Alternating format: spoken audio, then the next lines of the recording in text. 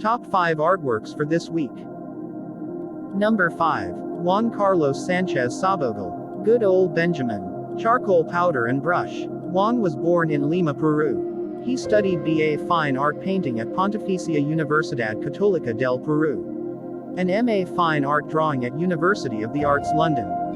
The main concern of Juan's practice is stigmatized people. His work explores the emotional engagement with questions for the void and the figure.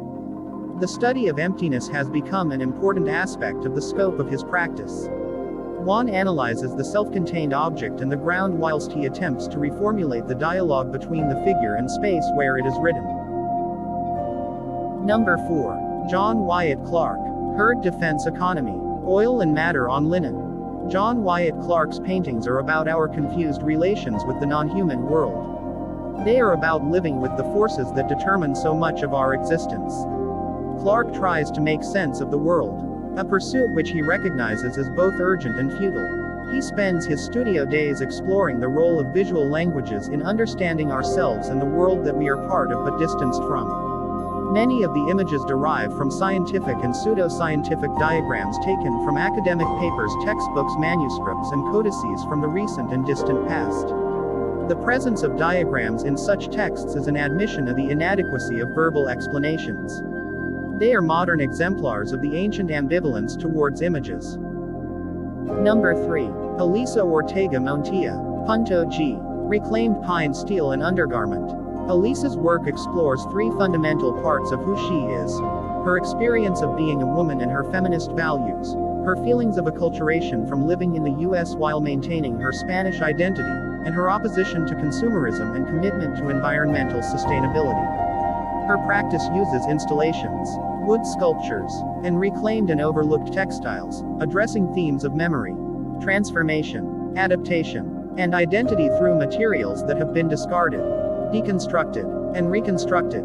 She mixes the found and the made, the new and the old, tradition and experimentation, the mass-produced and the handmade, her Spanish values and her American experience.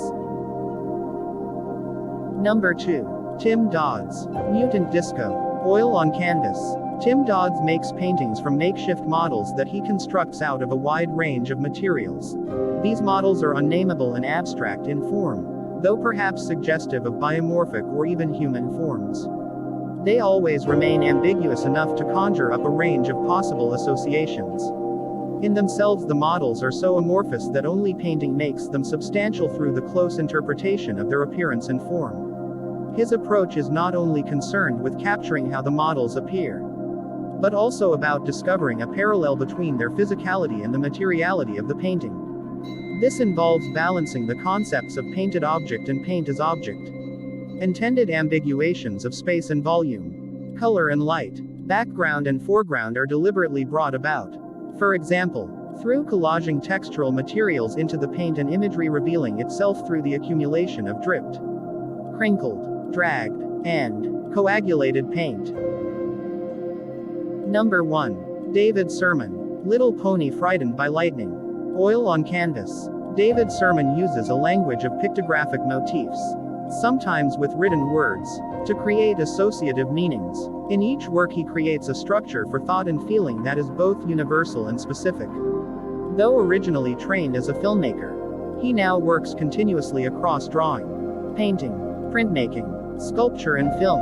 In recent years he has become increasingly interested in the projection of human experience onto the natural world and employs elements of pathetic fallacy and cartoon form in a calculated way to imbue animal bodies with both sincerity and irony, liveliness and psychology. David also calls into question the hierarchies of taste and value that structure both art and our view of the natural world. Through humor, tenderness and pessimism he shows the condition of precarity shared by all life on our radically changing planet. Thank you for watching. If you like this content, please like, share, and subscribe. Also be sure to follow us at Ice Gallery on Instagram.